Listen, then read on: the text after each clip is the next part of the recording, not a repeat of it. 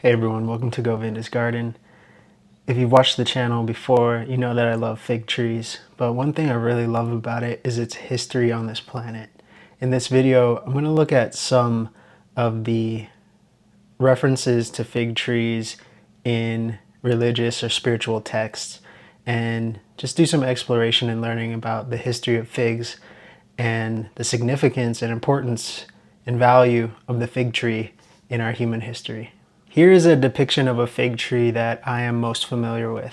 This is like the common fig that you would find in North America, Europe, and the Middle East, where you have the fruit, the lobed leaves. And here's another image of a Celeste fig tree growing in someone's yard. But this is also a fig tree. So it may not look like the fig tree that you've seen unless you are from a more tropical environment. But this is in the same family as the fig tree we just looked at. Here's what the fruit might look like. You can see the similarities of the interior and the size is similar, but look at the leaf. It's very different from the more common fig. Here's another look at some of the fruit and how it grows so differently in these compact clusters. Both of these trees fall under the genus called Ficus. Ficus consists of over 850 species of trees and plants. It's in the family Moraceae.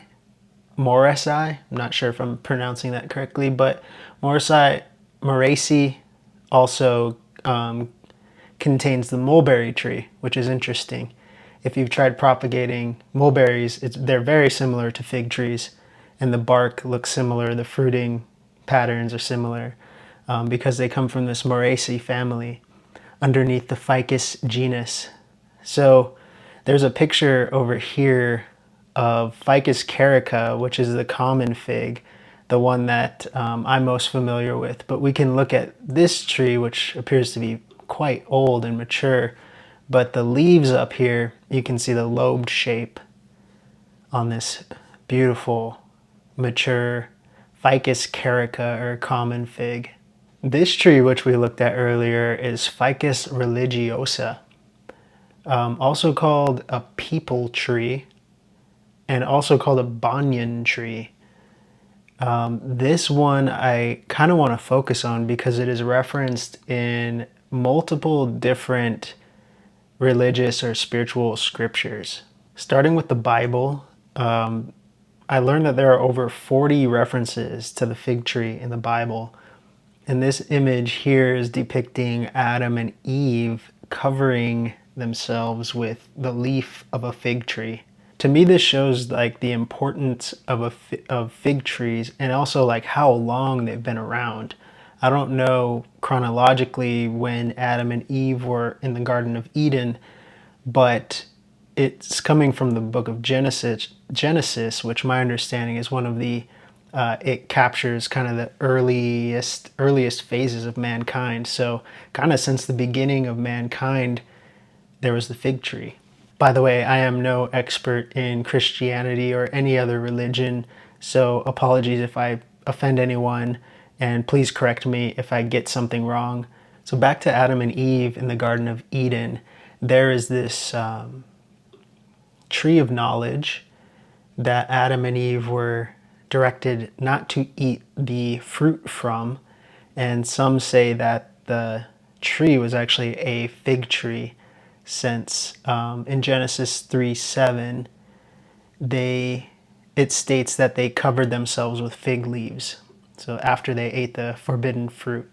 As I mentioned, the Bible is full of references to the fig tree and to figs. Many people used to use them medicinally and use the pulp from the fruit in ways other than eating. They would dry them, they would pack them, they would take them with them when they traveled. So, I mean, it just shows that the fig tree has been around for a long time and it's been very valuable and recognized by a lot of people. It kind of sounds like during the time of Jesus that they were working with the Ficus carica, the common fig, near and around Israel. like maybe something that we're looking at here. Other people, like in the rainforest regions, were more familiar with Ficus religiosa. You can kind of imagine walking through the forest and stumbling into a tree like this and just being struck with wonder and maybe even feeling something spiritual just beholding such a tree. In this awesome podcast that I'll put in the description box below, Mike Shanahan, who's a biologist who studies rainforests, is talking about fig trees, and he says they are awesome to behold, awesome to look at. You see these things. If you come across one in a forest, it will make you stop and spend time with it. It will force you to do that. In many cases, religions have popped up around these trees, and the trees themselves have become the first temples. He also says, it's interesting how all around the world people have developed taboos against chopping down fig trees. And you may have stories like this from Guatemala, from Madagascar, Kenya, India, Sri Lanka, and Borneo, even across into the Pacific. So a huge variety of different people independently have all come up with the same idea: don't cut down fig trees.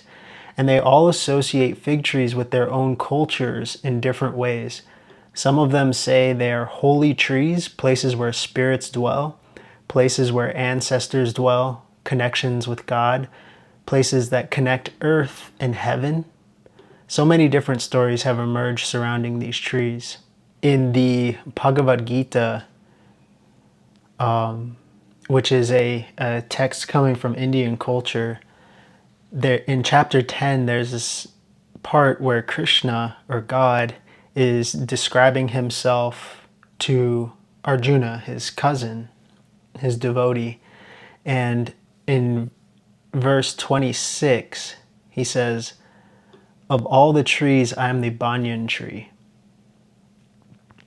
And he goes on to kind of give analogies of what he is, comparing it to other things or other people. Among beasts, I am the lion. Of fishes, I am the shark. And of flowing rivers, I am the Ganges. So kind of these things that are considered greatest, Krishna considers the banyan tree, which is, if we look at the Sanskrit word for the banyan tree, it's ashvata. And if you dig deep into that, that corresponds with Ficus religiosa. So Krishna loves, honors, and recognizes the specialness of the fig tree. There are so many more references to fig trees in history, from a religious or spiritual background, or just like the use and importance of them from our environment and ecology. I think it's really cool that we can grow fig trees to perpetuate and continue this history of such a special tree, and that it's still with us today. So I hope you enjoyed this video, and if you did, let me know, leave me a comment below, and I'll see you next time.